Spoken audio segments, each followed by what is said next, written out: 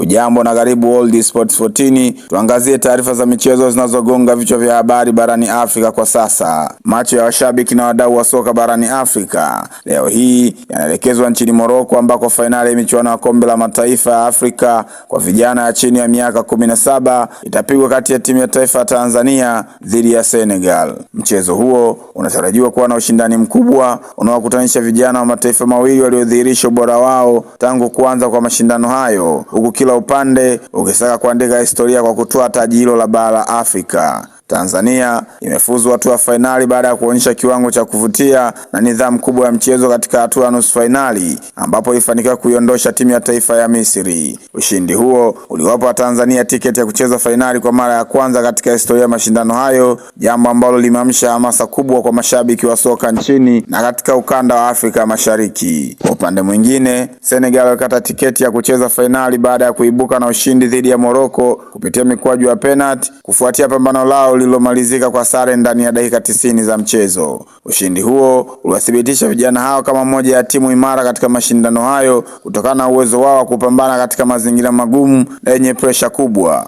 Wakati timu hizo mbili zikijiandaa kushuka dimbani kuwania ubingwa huo, jana mashindano hayo yalishuhudia mchezo wa kuwania nafasi ya tatu, ambapo Misri iliibuka na ushindi wa goli 2-0 dhidi ya wenyeji Morocco. Matokeo hayo yaliwezesha vijana wa Misri kumaliza mashindano katika nafasi ya tatu, huku Morocco wakimaliza katika nafasi ya 4 mbele ya mashabiki wao wa nyumbani. Kadri muda wa fainali unavyokaribia, matarajio ya mashabiki wa Tanzania na Senegal yanaendelea kuongezeka, huku kila taifa likiamini vijana wake wana uwezo wa kutoa taji hilo. Pambano hilo linatarajiwa kuwa moja ya michezo mikubwa zaidi katika mashindano hayo, ikiwa ni fursa kwa kizazi kipya cha wachezaji kuonyesha vipaji vyao na kuandika historia mpya katika soka la vijana barani Afrika. Ni hayo tu kwa sasa. Sisi ni World Sports 14, mabingwa wa habari za michezo. Tafadhali endelea kutufuatilia.